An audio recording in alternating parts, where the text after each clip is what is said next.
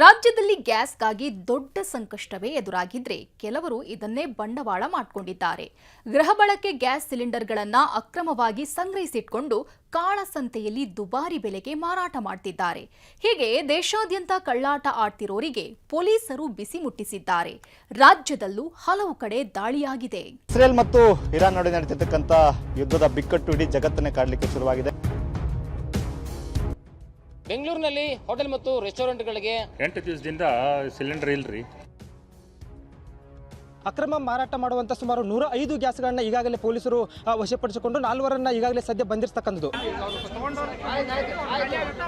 ಸಿಬ್ಬಂದಿ ಜೊತೆ ವಾಗ್ವಾದ, ಸಿಲಿಂಡರ್ ಬೇಕೇ ಬೇಕು ಅಂತ ಮಾತಿನ ಚಕಮಕಿ.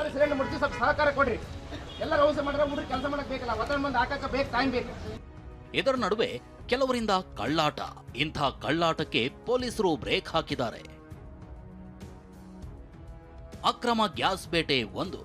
ಬೀದರ್ನಲ್ಲಿ 105 ಗ್ಯಾಸ್ ಸಿಲಿಂಡರ್ ವಶಕ್ಕೆ. ಇರಾನ್, ಇಸ್ರೇಲ್, ಅಮೆರಿಕ ಯುದ್ಧದಿಂದ ಭಾರತದಲ್ಲಿ ಅಡುಗೆ ಅನಿಲ ಸಮಸ್ಯೆ ತಲೆದೋರಿದ್ದು ಕರುನಾಡಿನಲ್ಲೂ ಸಂಕಷ್ಟ ಇದೆ. ಇಂಥ ಹೊತ್ತಲ್ಲೇ ಬೀದರ್ನಲ್ಲಿ ಅಕ್ರಮವಾಗಿ ಗ್ಯಾಸ್ ದಂಧೆ ನಡೀತಿತ್ತು. ಬೀದರ್ ತಾಲೂಕಿನ ಜನವಾಡ ಪೊಲೀಸ್ ಠಾಣಾ ವ್ಯಾಪ್ತಿಯಲ್ಲಿ ಅಕ್ರಮವಾಗಿ ಗ್ಯಾಸ್ ದಂಧೆ ನಡೆಸುತ್ತಿದ್ದವರ ಮೇಲೆ ದಾಳಿ ಮಾಡಿದ ಪೊಲೀಸರು 23 ತುಂಬಿದ ಹಾಗೂ 82 ಖಾಲಿ ಸಿಲಿಂಡರ್ ಸೇರಿದಂತೆ 105 ಗೃಹ ಬಳಕೆ ಸಿಲಿಂಡರ್ ಸೀಸ್ ಮಾಡಿದ್ದಾರೆ. ಏನು ಕಾಳಸಂತೆಯಲ್ಲಿ ಗ್ಯಾಸ್ನ ಅಕ್ರಮವಾಗಿ ಮಾರಾಟ ಮಾಡ್ತಿದ್ರು. ಅಕ್ರಮ ಮಾರಾಟ ಮಾಡುವಂಥ ಸುಮಾರು 105 ಗ್ಯಾಸ್ಗಳನ್ನ ಈಗಾಗಲೇ ಪೊಲೀಸರು ವಶಪಡಿಸಿಕೊಂಡು 4 ಈಗಾಗಲೇ ಸದ್ಯ ಬಂದಿರತಕ್ಕಂಥದ್ದು. ಆ ಗ್ಯಾಸನ್ನು ವಶಪಡಿಸಿಕೊಂಡ ಗ್ಯಾಸ್ ಎಲ್ಲನೂ ಕೂಡ ಇಲ್ಲಿ ನೋಡ್ತಿರ್ಬೋದು ನೀವು. ಇವು ಗೃಹ ಬಳಕೆ ಗ್ಯಾಸ್ ಇದಾವೆ ಮತ್ತು ಕಮರ್ಷಿಯಲ್ ಗ್ಯಾಸು ಕೂಡ ಇಲ್ಲಿ ಇರುವಂಥದ್ದು. ಅಕ್ರಮವಾಗಿ ಗ್ಯಾಸ್ ಸಿಲಿಂಡರ್ ಸಂಗ್ರಹಿಸಿಟ್ಟಿದ್ದ ದಂಧೆಕೋರರು ಹೆಚ್ಚಿನ ಬೆಲೆಗೆ ಕಾಳಸಂತೆಯಲ್ಲಿ ಮಾರಾಟ ಮಾಡ್ತಿದ್ರು. ಪ್ರಕರಣ ಸಂಬಂಧ ಪೊಲೀಸರು 4 ಬಂಧಿಸಿದ್ದಾರೆ. 105 ಗ್ಯಾಸ್ ಸಿಲಿಂಡರ್ಗಳನ್ನು ವಶಪಡಿಸಿಕೊಂಡಿವಿ. ಅದರಲ್ಲಿ 22 ತುಂಬಿದ ಗ್ಯಾಸ್ ಸಿಲಿಂಡರ್ಸ್ ಇದಾವೆ. 83 ಖಾಲಿ ಸಿಲಿಂಡರ್ಸ್ ಇದಾವೆ. ಖಾಲಿ ಸಿಲಿಂಡರ್ಸ್ ಯಾಕಿದಾವೆ ಅಂದರೆ ತುಂಬಿದ್ದನ್ನು ಕೊಟ್ಟು ಖಾಲಿ ಸಿಲಿಂಡರ್ಸ್ ಎಕ್ಸ್ಚೇಂಜ್ ಮಾಡ್ಕೊಂಡಿರ್ತಾರೆ. ಇದು ಕಾಳಸಂತೆಯಲ್ಲಿ ಮಾರಾಟ ಮಾಡ್ತಾರೆ ಅಂತೇಳಿ ನಮ್ಗೆ ಖಚಿತ ಮಾಹಿತಿ ಗೊತ್ತಾದ ಮೇಲೆ ನಾವು ಎಲ್ಲ ಅಧಿಕಾರಿಗಳು ಅವರಿಗೆ ರೇಡ್ ಮಾಡಿ ಅವ್ರ ಮೇಲೆ ಕ್ರಮ ಕೈಗೊಂಡಿದ್ದೀವಿ.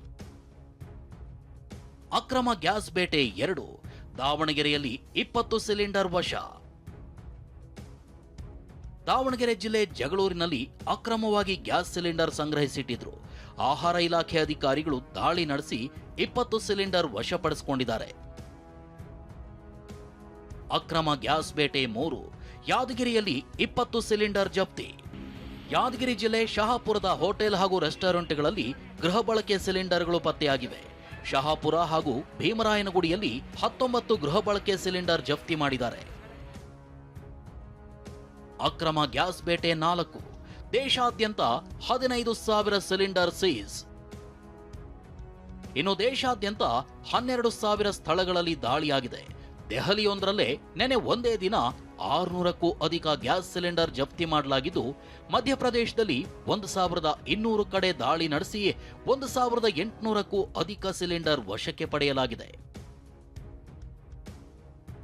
ಕಾಶ್ಮೀರ, ಕೇರಳ, ಉತ್ತರ ಪ್ರದೇಶ ಅಂತ ಎಲ್ಲಾ ಕಡೆ ಸೇರಿದಂತೆ 15,000 ಗೃಹ ಬಳಕೆ ಸಿಲಿಂಡರ್ಗಳನ್ನು ಸೀಸ್ ಮಾಡಲಾಗಿದೆ. ಕೊಪ್ಪಳ, ಗದಗ್ನಲ್ಲಿ no stock.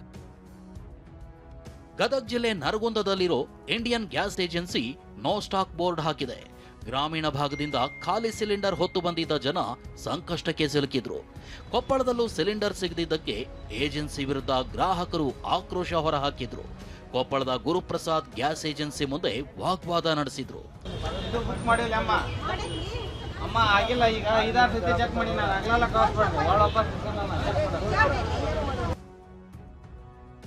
ಕರುನಾಡಿಗೆ 26,000 metric ton gas. ಸಂಘರ್ಷದ ನಡುವೆಯೇ ಹೊರ್ಮುಜ್ ಜಲಸಂಧಿ ದಾಟಿ ಬಂದಿರೋ ಶಿವಾಲಿಕ್ ಹಡಗು ನಿನ್ನೆ ಸಂಜೆ ಗುಜರಾತ್ನ ಮುಂದ್ರಾ ಬಂದರು ತಲುಪಿದೆ.